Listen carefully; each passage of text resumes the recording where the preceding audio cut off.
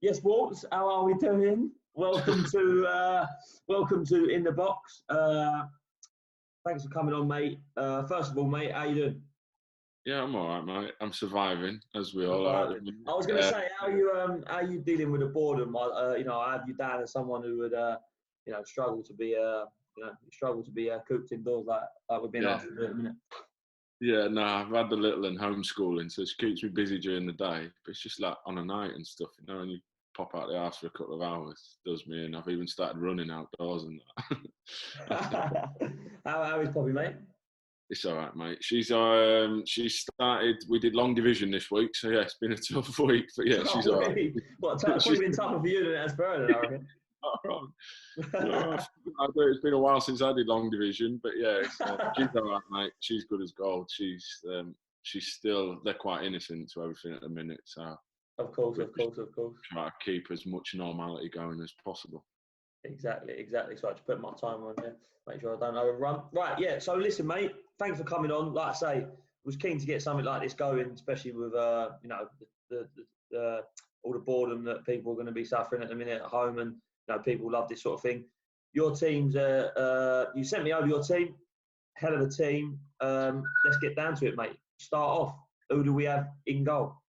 Yeah, I tried not to name drop too much. I have gone on actual players that like. Yeah, I was gonna ask actually before we get started, because this is what I've asked people when I've been doing this.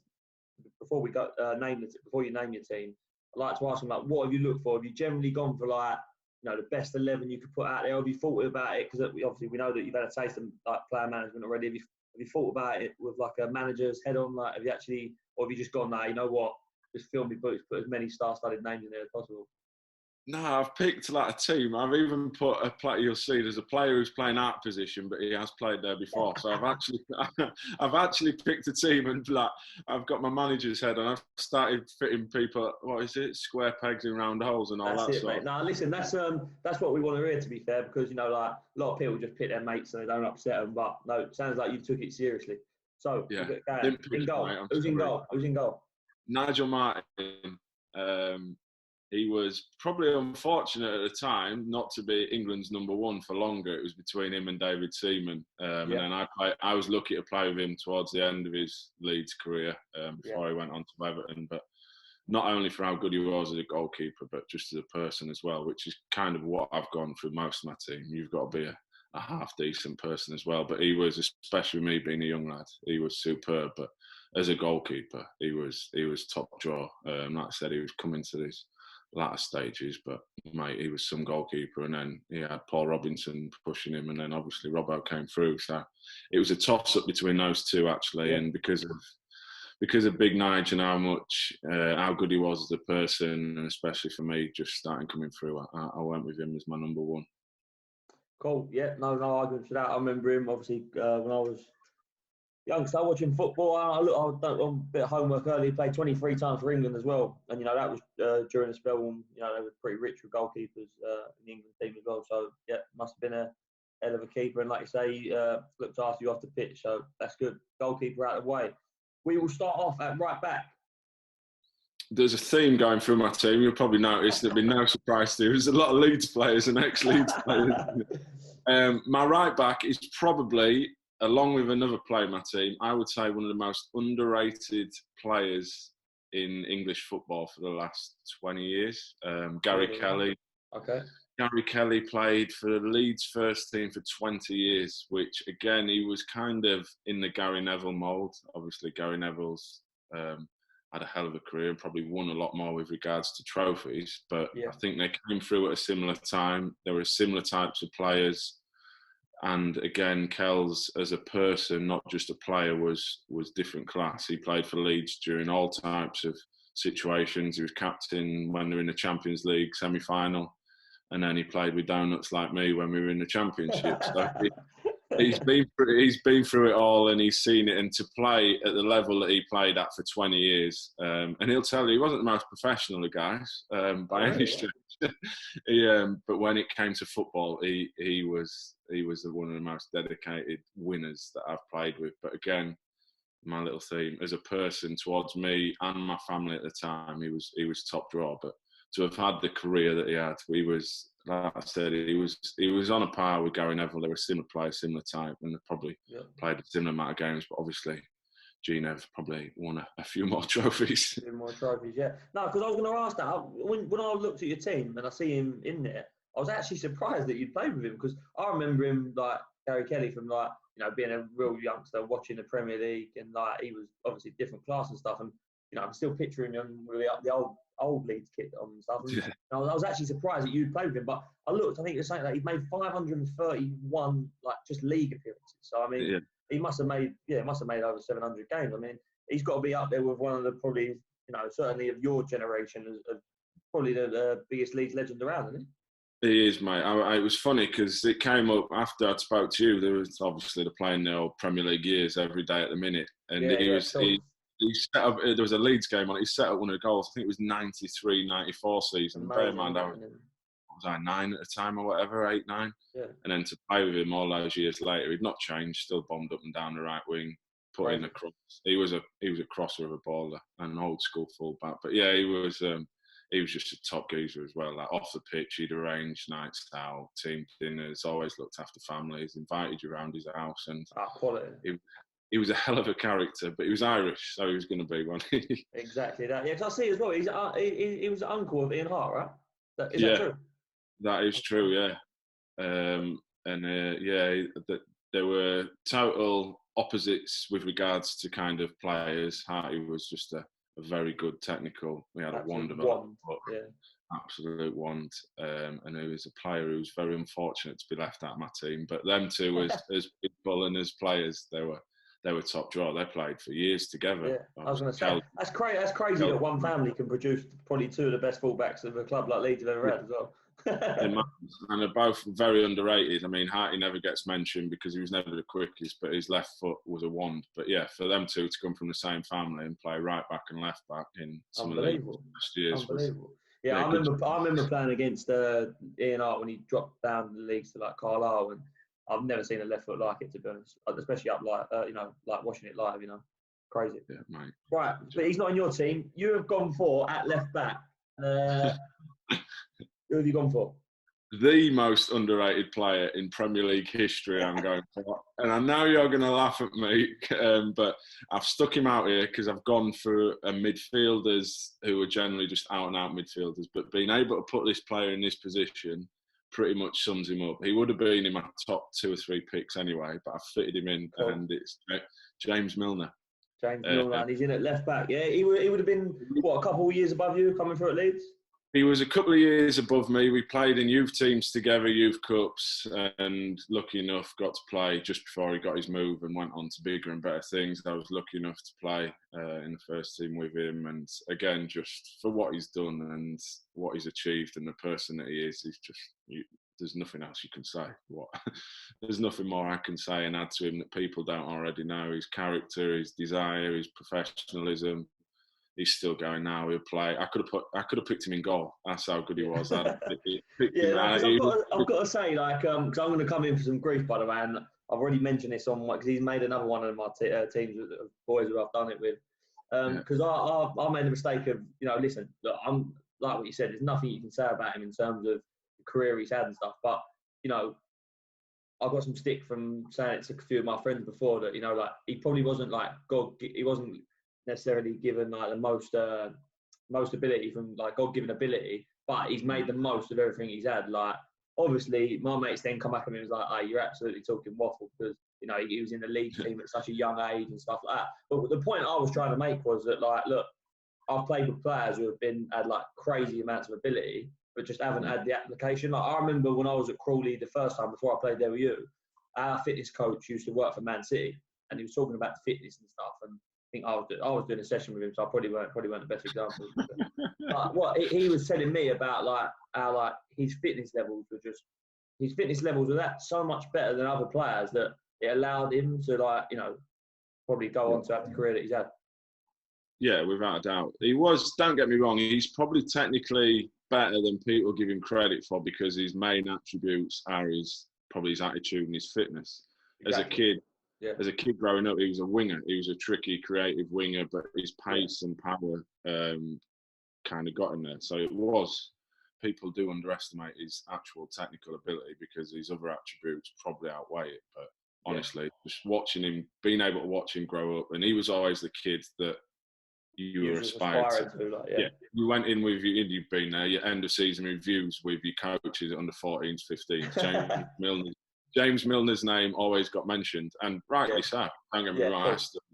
He's what every young player should have been, and if we were all like James Milner, it would be a different story. But but just exactly. That's exactly the point I was trying to make to my pals. And listen, now that you've said that, they'll probably give me even more stick now. Do you know what I mean? Because I think it's probably a drunken night when I claimed I was better than him. But we've had this discussion many a times. We've had this. You know what? I actually totally forgot that I used. I totally forgot that I used to have this discussion with you. But listen, they already give me enough stick about it anyway. So I'm happy to take that on the chin anyway. Listen, nothing absolute. What one hell of a player, and like I say, he's still probably not just getting a game, but he's still an integral part of probably the best team in Europe at the minute. So absolutely goes to show. Yeah. Right, centre half.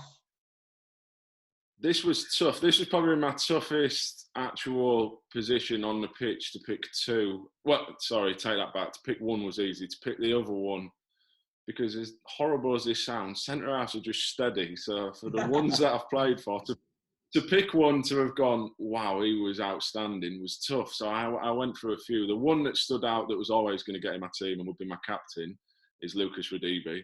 Yeah. Another Leeds legend who played for many, many years. Again, he was signed in 93, 94, whenever it was. And then I played in the first team with him.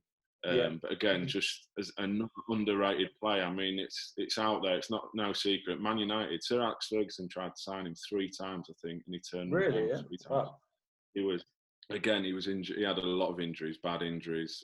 He was shot as a kid in South Africa. Yeah, you know what? I was going to ask about that. Like, they said that he was shot in South Africa, back in South Africa, right? Yeah, as a kid playing, he's been through a lot. I mean, I don't want to delve in, but he signed at the same time as another South African filmer singer who unfortunately has passed away now. His wife was really ill, and unfortunately she passed away a few years ago. So for him to have gone through what he's gone through, I still see him doing his charity work and stuff in South Africa. He was just anyone who if you haven't played with him or been in his company, you probably wouldn't appreciate him. Yeah. But if you ask players who played with him, even the top ones, not just people like me, you ask the top players who played with him, they won't speak highly enough of him just because of the person that he was. But he was a hell of a player. Yeah. One thing that he was, which probably you've seen in me, that I got brought up, he will 2-foot anyone in training. He was the nicest guy, but he would 2-foot you in training. He would never lose, never ever lose. And he was a big boy. He was a big boy as well, wasn't he? He was massive, and he was strong. He was powerful. He was quicker than people think. Could he play? He knew his limits. He knew his limits, but he was steady and comfortable. And that said, Man United tried to sign him 3 times. He played in goal at Old Trafford, kept a clean sheet as well. So I actually remember that because that's just how mad I was probably about Man United then. Yeah, I think the keeper got injured early doors. I think it was after about 10 minutes. We were 1-0 down and we lost 1-0, but he kept a clean sheet for 8 minutes. I can picture him in the kit. I can actually picture him in the kit. So, no, he sounds like a bit of a ledge there. Right, the next pick to go alongside him is a surprising one because it's not a Leeds player. Yeah, no, it's not a Leeds player, exactly. He must have been good, mate. He must have been very good. There was ones I could have name dropped. I played like a few minutes with, I'm going to name drop anyway, like Jonathan Woodgate. I trained with Rio a couple of times, so I could have dropped them in, but I'm not going to because I'm not that guy. But I have gone. It was a toss-up in the end between Michael Mancienne and Craig Cathcart, and I went for Craig Cathcart. Another one because he came on loan to Plymouth when I was at Plymouth. He'd never played the man's game. He'd come from Man United. My old youth team coach, Warren Joyce, was at Man United, and I still spoke to him, and he said, this kid's going to be good. And lo and behold, he came in. He was very quiet, Northern Irish lad, real quiet lad, nice lad. But on the pitch, he was, like I said, it was first time in men's football. He'd come, and Plymouth were in the Championship then, towards the top end, and he just... Yeah. It was the first few games, just thinking, wow, who's this kid? Like, I was only young myself at the time. I was only 22, but I remember thinking, wow, this kid's getting decent. And he played the whole season. I think he got our player of the year, player of the year. Yeah. And then he's gone on to have a hell of a career. But just for how he was so relaxed and composed, and he was just one of those centre halves who he was never really last ditch.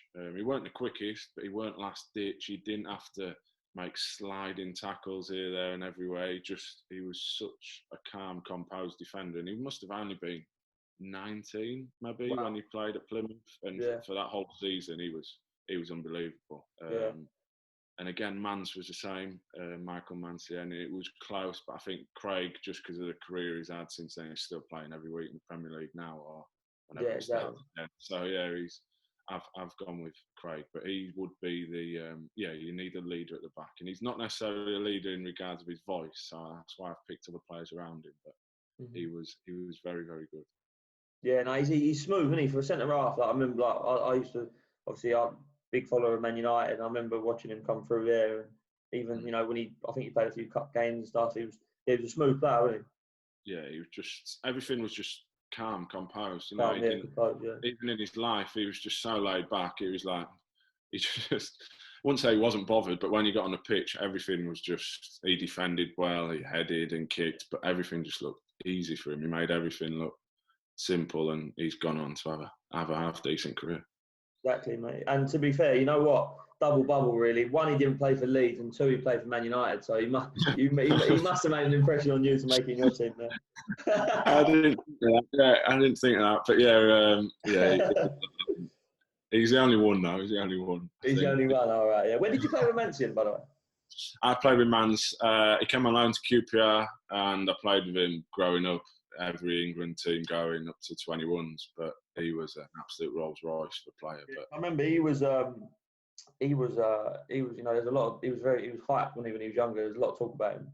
I think the thing why I didn't pick Mance as centre half is because when he played everywhere. He played right back quite a bit for QPR. He did play centre half. He played centre midfield a couple of times. So I've seen him play all over. But he makes the bench, but he didn't quite make my starting 11.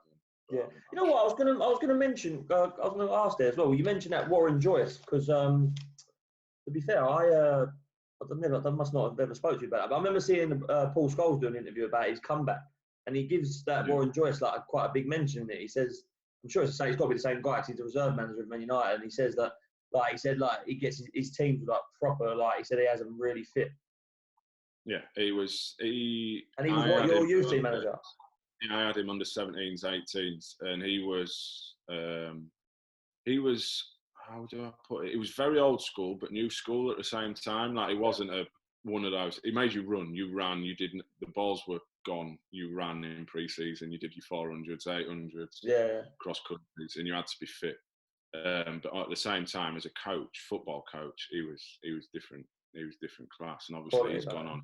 He's had big jobs since then, and I thought he'd do better in his actual first team management career than what he did. Obviously, he went to Wigan, didn't quite work out for him. Yeah. But with regards to, again, he's another one you speak to. I mean, I don't. But if you spoke to the Man United players and that, I'm sure they'd tell you how good of a coach he was, and he's had a massive input at that club, unfortunately. But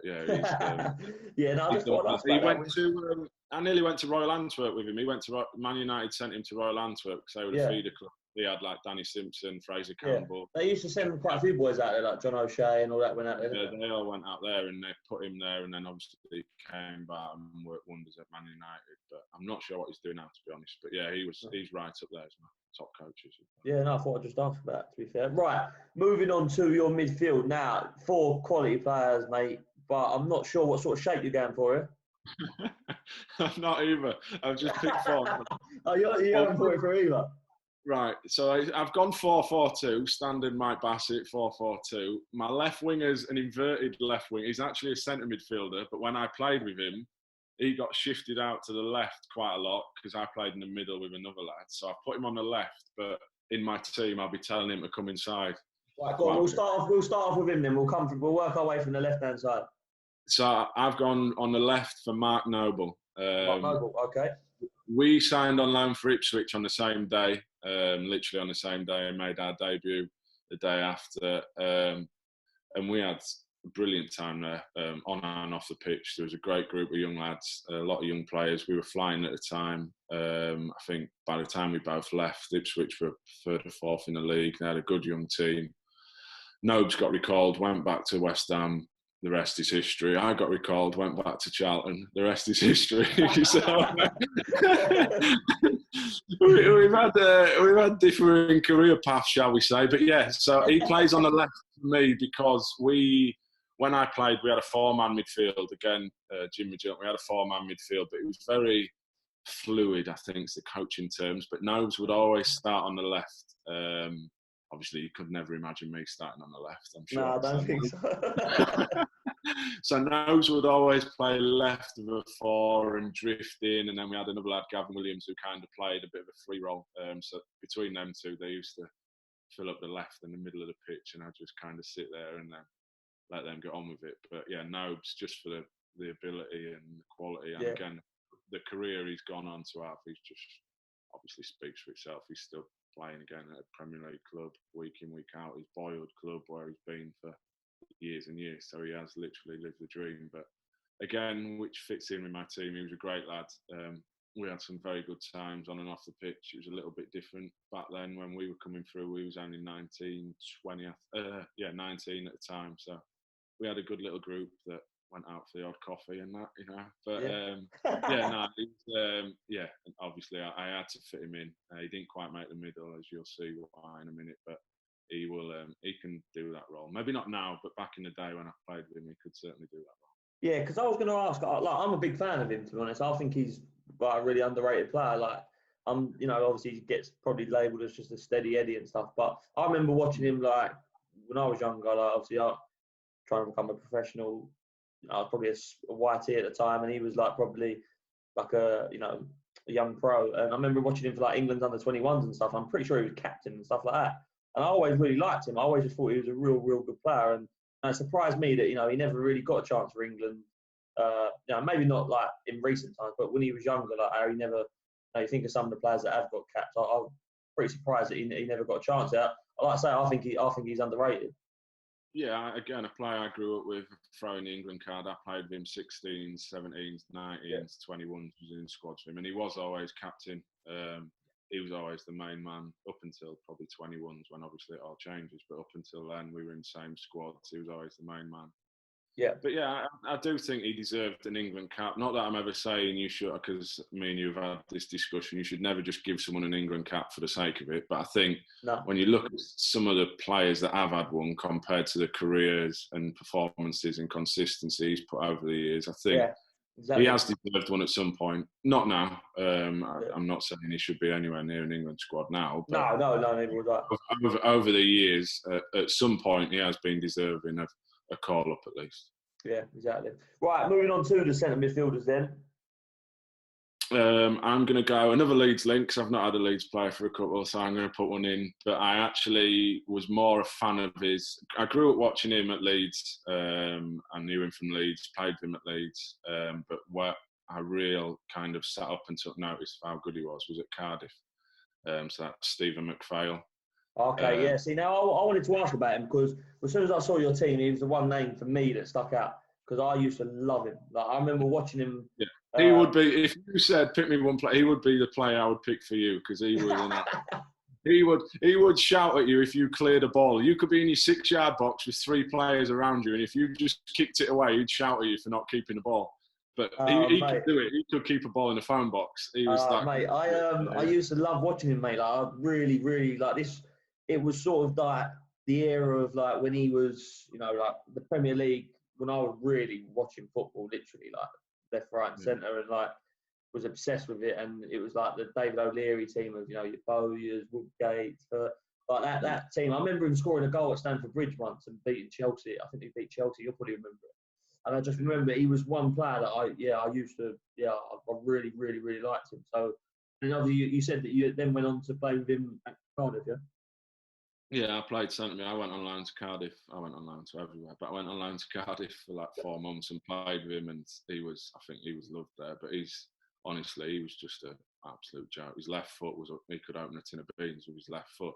Yeah. Not the most not the quickest, probably not the most, in today's terms, mobile, that word that everyone likes to use. He got around the pitch without issue, but again, his left foot and his delivery, his passing, his composure, and again, he would, if you cleared the ball or hooked the ball on, you were getting shouted at in his Irish accent to keep. So he's the player's player.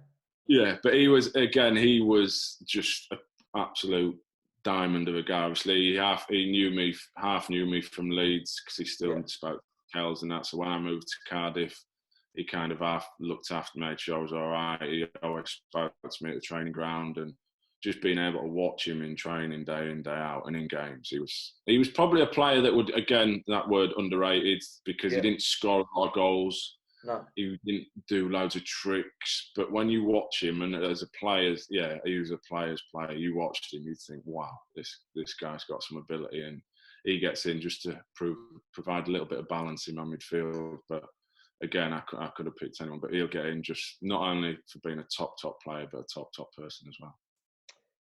Fantastic. Right, who partners him in midfield? I was surprised by this one. He doesn't get in for being a top person. I know he's a nice enough geezer in the end. He was he could be a bit of an egg. But yeah, he came on loan to Charlton from Arsenal when we were in the Premier League, and his quality, his ability, his passing, everything was a joke. So Alex Song plays next to him. Song. Okay. He took my place. I got sent out on loan eventually because we signed him, which was fair enough. It was a decent enough signing. He went on to play for Barcelona and all that. So yeah, someone spotted him. But yeah, I think he played maybe a couple of games in cup games for Arsenal or whatever, but I don't think he was in and around the first team that regular. And he just came in and he nearly kept us up single-handedly. I mean, we had a poor team that year. The year he got relegated from the Premier League, but he came in and some of his passing, like his assists, were a joke. And another one who he weren't the biggest, but he was one of the strongest players I've ever played with. Like, you could not get the ball off him. He had this thing that he would just stand on the ball and you'd think, I'll get that. No chance. You were getting forearmed off and he was out of there. But he did stuff in training. Like, he did have a trick and a outside the hook pass without looking, and he'll do something. You just go, wow, how have you done that? But yeah, just for his pure ability and the player, basically the quality he had as a player, he gets in my team. He's probably the best midfielder I've seen live. Of course. Well, listen, at the end of the day, you've gone on to play for Barcelona. Not many people have probably played for Charlton and then gone on to play for Barcelona. Do you know what I mean? So I think that says it all, really. And to be fair, obviously Charlton's a club that's close to where my family are from and stuff. And I remember everyone sort of talking about, a lot of my mates are Charlton fans and stuff, and I remember everyone talking about him at the time, saying literally how good he was when he came on loan. So can see why he's in there, mate. No problem with that. Right hand side, I've gone for an old mate Leeds connection, but I think he's very worthy of this position. Again, he was an England international. He's still having a half-decent Premier League career, so I've gone for Lennon as my right winger to give me pace and directness. I grew up with Aaron. We played in the same Leeds youth teams from 9-10 years old. It was always me against him, 1v1s and everything, and he could beat anyone. His pace and his trickery, he was the player in the country when we were growing up. Everyone knew who Aaron Lennon was. You'd go to your tournaments, the Nike tournament, England trips, everything. Everyone knew who Aaron was. And then obviously to go on and play for Leeds at 16, got sold. For a little story, we were both signed for Tottenham at the same time. I didn't want to go to Tottenham, so didn't go to Tottenham. He did go to Tottenham. Obviously had a hell of a career there. They still love him. I saw a video the other day of them clapping him when he was warming up for Burnley, singing his name. So that shows you how high they hold him. And obviously he's played however many games for England. But just for his pace and his directness, he just wanted the ball to beat someone. He didn't want it to pass, to come back, to give it to a full back. You give him the ball, you knew what he was doing or what he was going to do. And 9 times out of 10, he'd come up with a cross or a shot because that's all he wanted to do. And as a winger, especially now from my side of view, coming as a coach and a manager, the worst thing your winger can do is keep coming back and giving it to the fullback or whatever. Yeah. When you gave Aaron Lennon the ball, you knew he was going straight at the fullback and something could happen. So for that reason, and for the fact that I grew up with him and then I've known him for years, and he's overcome some troubles in recent times that obviously we don't all know the insides and outs, but for his ability and his quality and for him being an old mate and for having the career he's had, he plays on the right for me. But it was close because, again, I've played with some, I need some pace, but I've played with some quick players. Again, Dennis Romadal, who played for Charlton, was the quickest thing I've ever seen. Lightning, he was. Yeah. Players like that, Jerome Thomas, players like that. Paul Gallagher nearly got in there. He's different to Aaron, but Paul Gallagher from Plymouth, who's, again... But no, I've gone with Aaron just for his pace and directness in a pretty steady midfield. Yeah, no problem. And like I say, hell of a career. I'd be interested to know how many times he played for England because, you know, he would have played a hell of a lot. One thing I was going to ask about him, Lennon, there, I know you said from like your manager's point, like, you know, with your manager's head on, you know, wingers who get at people like that. He probably came through in the right sort of generation, though. Now you sort of like, he was an old-fashioned winger, if you like, wasn't he, really? Like, now, if he was to come through nowadays, obviously, look, I'm not saying he wouldn't necessarily struggle. That's not the word what I'm looking. That's not the right word. But in terms of like, he might have to just adapt his game slightly because, you know, he's not going to be necessarily able to get the ball out of his feet and whip it into two big lumps in the box, you know, which I'm sure a lot of his career, that was probably what he based his game on, you know.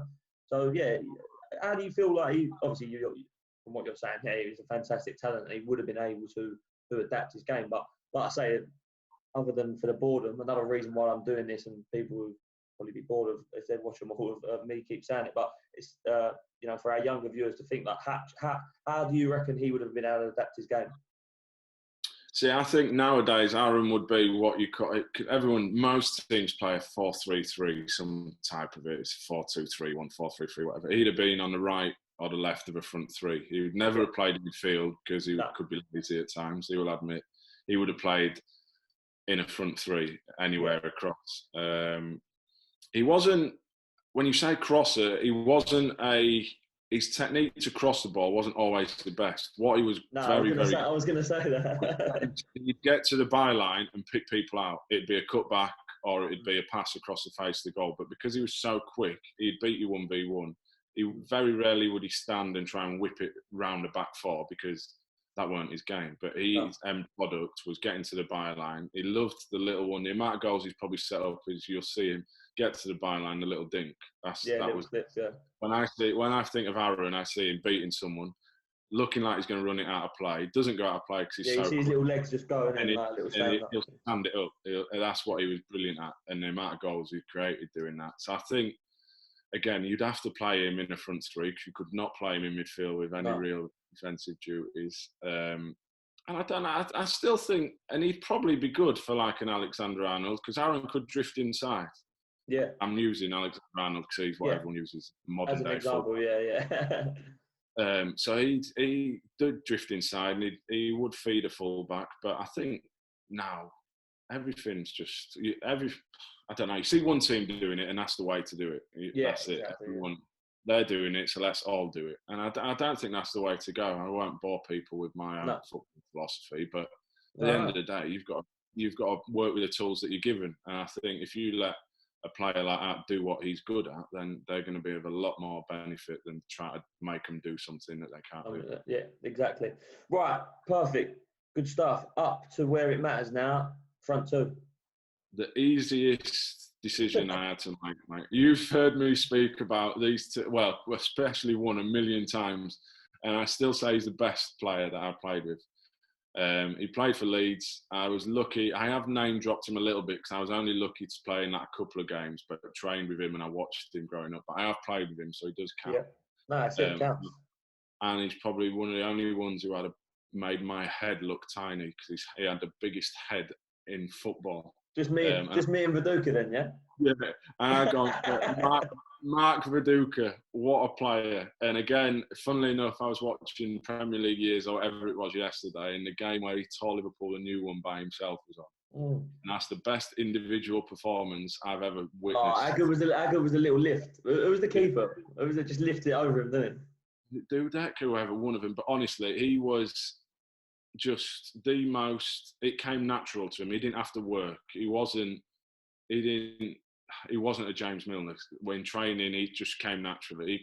He wrapped a ball into him wherever it was. It stuck. He worked hard in training. Don't get me wrong, but he wasn't the most.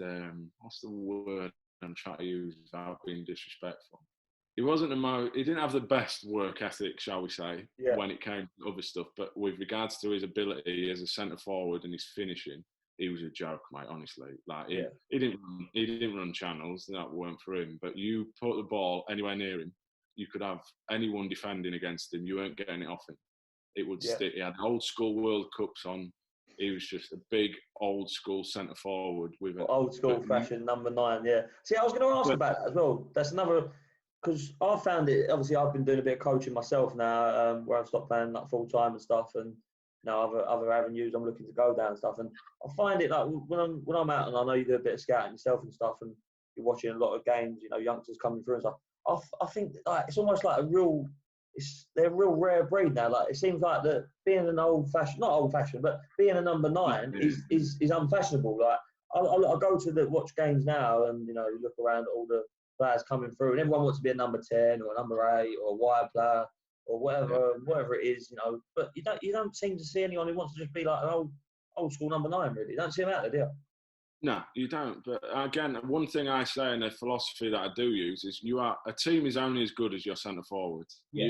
I don't care, and not don't care, but the rest of the players, you are only as good as your centre forward because he builds play and won't go down that avenue. But he needs to be on point constantly, or else you get nowhere. And he was every game. You could rely on him to hold the ball up, and you knew if you put a ball in the box or he got a chance, he would finish it.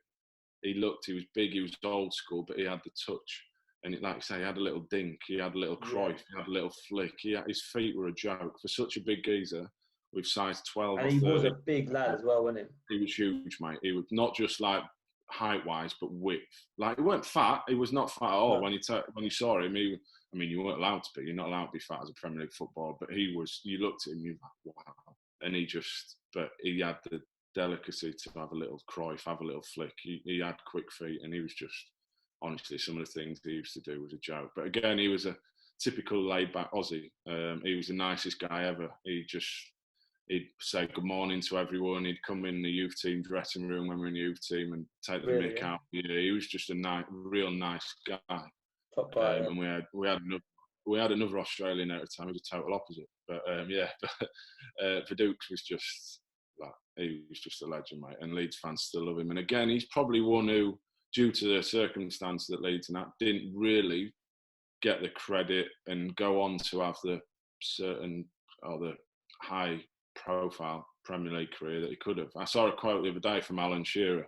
Someone put it on, it might be on Instagram, talking about Viduka, funnily enough, saying he didn't realise how good he was until he saw him at Newcastle. So to come from Alan Shearer, someone saying that, saying he's one of the best he's seen. So for someone like that to say it, just pretty much sums it up. But honestly, again, that word, he was so underrated, and he didn't have the prolonged sort of high-profile career that he should have, really, due to circumstances and what went on at Leeds. Yeah, no, of course, like you say there, I think that says it all, doesn't it? Someone like Shearer, saying, how good he thought he was, because in terms of your number 9, Shearer's probably the best one about. So, no problem with that. Who's going to partner him up there? So I've gone for, again, manager's head on. I've gone for a little bit of opposites. You've got to have opposites in your front two. It's no good having two target men, or you'll never turn them. But I've gone for a player who you would not see for 89 minutes, literally not see, and would pop up with a goal out of literally nothing. Again, I played with him at Charlton and was lucky enough to play with him a couple of times in England under 21 squads or whatever it was. I've gone for Darren Bent. He played in a shocking team, not a shocking team, that sounds disrespectful, a poor team in the Premier League. And I think he still finished second or third top goal scorer that season, because literally you would play in a game, you'd be getting battered, and Bentley would he'd chase a clearance and get a toe poke out of nowhere. He scored good goals, don't get me wrong, but I think if you asked him and watched his goals, a lot of his goals were the little ones, the good goals that strikers score. You know, the ones that scuff across keepers right into the far corner or the little. He was unbelievable at them. Yeah. And again, his attitude, he would work and work and work and work. And he didn't do anything special. You just used to watch him after training, just smashing balls in the net. Yeah. He'd just do finishing. There was no real like special coaching or special drills. He would just literally stand there, play it into someone, set him, shoot. Just habits.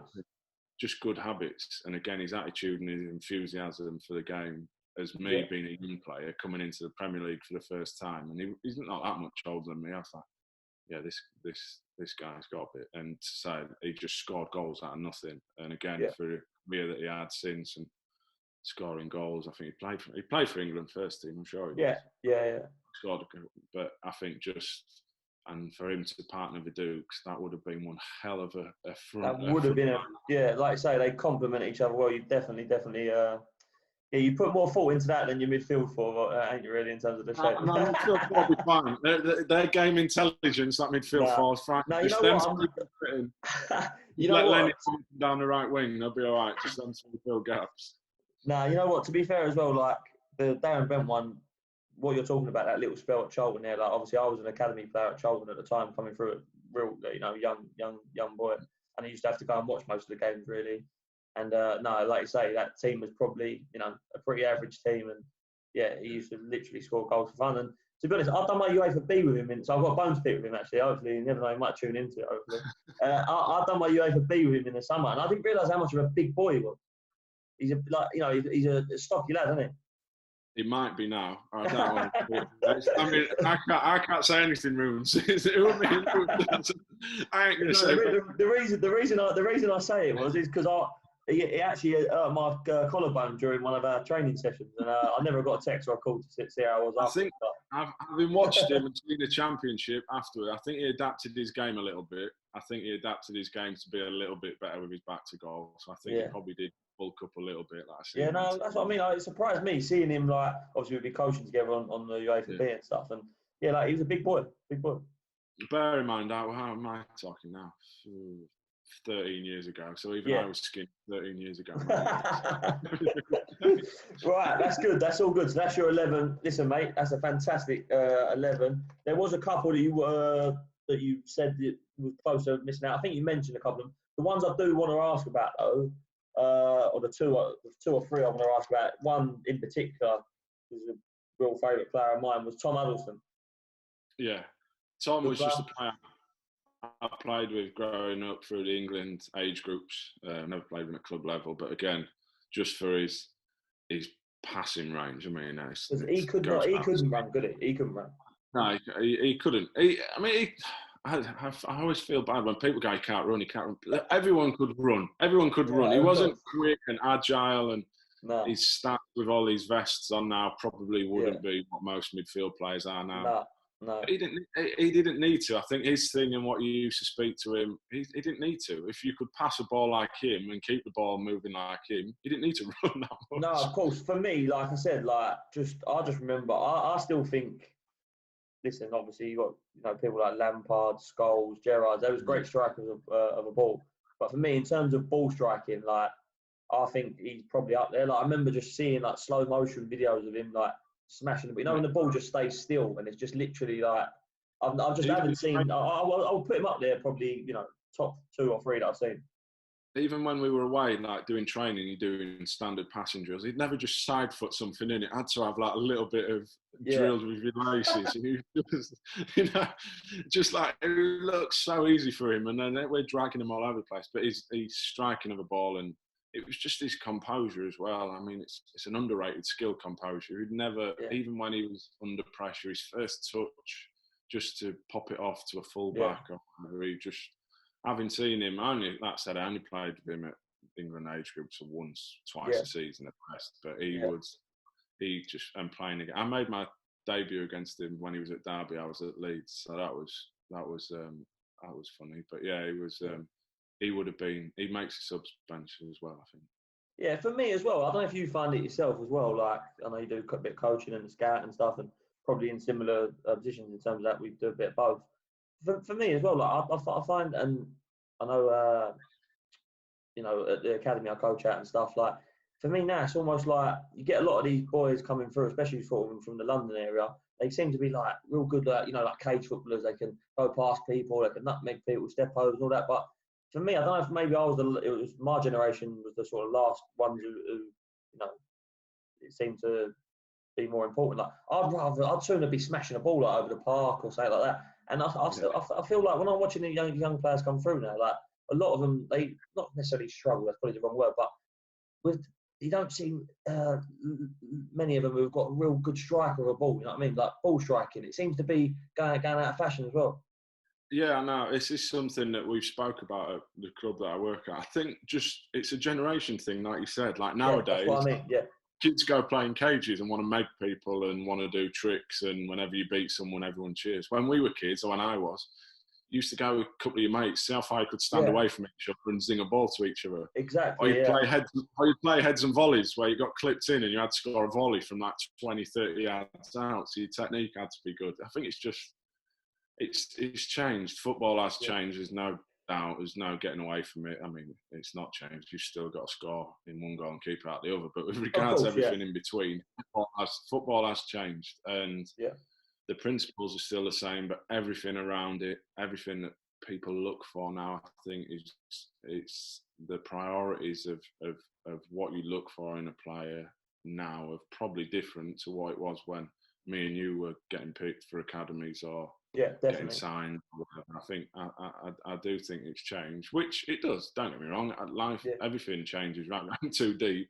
Nothing stands still. Everything evolves. But I just think with regards to that old school, like you say, proper technique, like stand there and half volley a pass out. There ain't many about now. There ain't many about at all. I just think for me, just obviously where I do a bit of coaching and stuff, like I think it's a bit of a shame, and I think it's something we've got to try and maybe get back in, because you know there's nothing beats seeing someone strike a ball, like, you know, really go through the ball properly. Right, a few questions to finish off. Go on. No, I was going to say, but when was the last time you watched a session? Remember what we used to do? You used to stand 20 yards apart and the coach go, right, just clip a ball to each other, do this, do that. That don't happen now. I know. Well, to be honest, like that's what I was saying. Like when I have actually been taking session stuff, I actually do get them to do it, and you know, you almost feel like a bit of a fraud, because if someone's come along and watch and go, what's his coach doing? Like, you just get it. But you know, like I personally don't see what's wrong with that. So it's long ball now, isn't it? It's long ball apparently. If you clip a ball into a centre forward's chest from a centre half, that's long ball. So you're not allowed to do it anymore. Well, listen, it's not like me to go against the grain anyway, is it? Really? So right, a couple of questions to finish off, Wolves. Just quickly, literally a couple of questions. Just like I said, for the younger viewers, I really want to try and aim this at people, just so they can listen to sort of, you know, older pros who've been there and done that. You played at pretty much every level you could, especially as a kid growing up, and then now obviously you're playing non-league. Now you played at pretty much every level, like I say. What would you say the big sort of the main differences are? So what I try and tell these younger lads who are coaching or who are mentoring or whatever, I try and tell them that the margins are actually smaller than you think. You know, you've obviously you'll be able to highlight even more than me because you played high level than me. In terms of the margins, they are smaller than what you think. For me, it's more how people behave off the pitch. Would you agree, or what would you? Yeah. How would you answer that? The main difference that I would say, especially nowadays, is not technically; it's more mentally. It's game awareness. It's being clever to fill in positions. It's understanding the game, understanding tactics, because it's not just 4-4-2, go out and play now. There's all sorts that goes in. Tactics boards, all this. It's being able to understand your role in a team, being able to take on information from a coach of which way you've got to show a centre forward onto the press and all this stuff. You've got to be able to take on information now. It's not, right, there's a ball, go and show me how good you are, although that obviously does come into it. But when you're playing in a high-level team in a Premier League, Championship, whatever it is, if you don't do your job from a mental point of view, out of possession, you don't make it anymore. I'm going to go there. I'm a Leeds fan, massive Leeds fan. Watch him, love Bielsa, read a lot of what he does. A lot of their coaching and training is mental. It's all on what they've got to do for the team. It's repetition. So it's not going, right, let's have 3 teams of 6, little small-sided games, show me how good you are. That's not at the high level. That's not how they do anymore. It's all about being able to understand your role in the team and being able to put that into practice. Don't get me wrong, you've got to be a good player, obviously, but Yeah. A lot of it now, what you're looking for and what we're looking for when we go out is being able to play your role in the team. Because particularly that the older you get, because it is, although it's not a results-driven business as a youngster, you'd be surprised, and I'm sure you back me up, how it kind of is still. It kind of results do get looked at still. Yeah. So you've got to understand, you've got to be a winner. You have got to be a winner. You've got to have winning habits on and off the pitch. I wouldn't say players are robots now, but it's certainly not what we were like going out as a youth team on a Tuesday night or whatever, like you used to do, which was the norm. It weren't us being wrong uns, it was just a norm. That it wasn't, look, if you had a day off the next day, you went out some of the times. But now you have got to be, it's not a 4 or 5 day a week at the training ground. It is a 24/7 at home when you're out. That's what it is. That's what high level, top level football is now. And that's why, to be fair, that's why I try and explain to these boys that for me the margins are almost smaller in a way, because if you are, it's tough to dedicate yourself like that. If you are capable of doing it, it's almost easier now, because the ones who are just maverick types, I just turn up and play football, they're going to struggle even more so now, because the game's become so much more about it. So no, I'm really pleased that obviously you agree with me on that side of it, and hopefully I'll get a few of my little youngsters to listen to that one, because like I say, I'm trying to drill it into them every day. I think the thing is, there's that many tools out there now that you can have everything you need to make it. Don't get me wrong, you've got to be given a chance with regards to a club taking a chance on you, but individually and personally, there is tools and all the advice and research and being able to look up things to have everything in front of you that you need to make it now. Don't get me wrong, if you ain't good enough, you ain't going to make it. That's just a harsh reality of football.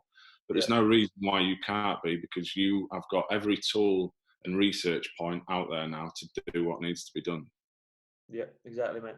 Right, next one, last couple. Life after football for you. I know you've had the taste of management. You've got thrust upon you, shall we say, at Maidstone there. And I remember speaking to you at the time and stuff, and you wasn't, obviously you were still playing and stuff, so you're probably more keen on just the playing side of it. But yeah, life after football for you, management, not management, something else. How do you see it looking for yourself? I want to coach. I certainly want to coach at the highest level. I like coaching. I'm lucky that I'm allowed to do a lot of it at the club I'm at the minute. At Havant, obviously there's a team there, but I've been able to kind of improve on it, hopefully, throughout the season. I've only done it for the last 18 months. It's something that I've always considered, but never really gone that deep into, obviously doing my badges, etc. But you never, when you're still playing, you never really think about it that much. But the last 18 months, I've done a lot of it. I've enjoyed it. I've had good, bad and indifferent experiences, which is what you need to have to be able to make it. With regards to management, one day, hopefully, maybe, but I want to coach. I want to stay in football, but I want to coach at the highest level. I want to go to the top. If I'm a coach in the Premier League, that's fine. With regards to management, if that happens, it happens. But I just want to stay in football at the highest level. I want to coach. I don't want to become one of these coaches who tries to be like everybody else. You know me, I'm my own person. Don't get me wrong, you've got to move with the times, but I want to be at a place where I can do it my own way, and luckily it's kind of going that way at the minute. So hopefully, fingers crossed, what am I, 30, nearly 30, 33. So yeah, it's getting to that time, mate. You mentioned Havant there. Is the only reason I ain't been invited down to play for you is because like you and Keds have took all the XL shorts up there? Hey, mate, used to take kicks. You've got no shorts that can fit me down there, though. Hey, mate, after this and lockdown, I'll be on small and mediums. Don't you worry, I've got no food in.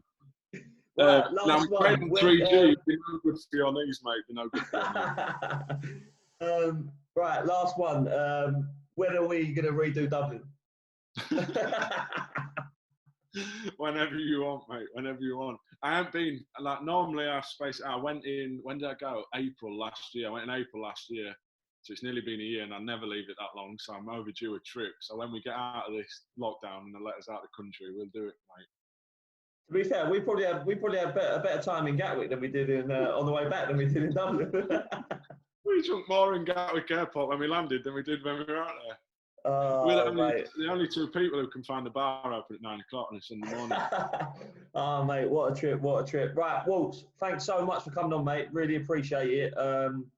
Like I say, take care, mate. Hope the boredom don't get the better of you. If it does, then we'll come back on and talk about something else if it's longer than it has been planned. I'll pick my reserve team if we go on any longer, mate. Perfect, mate. Right, Waltz, take care, yeah? See you later. All the best, mate.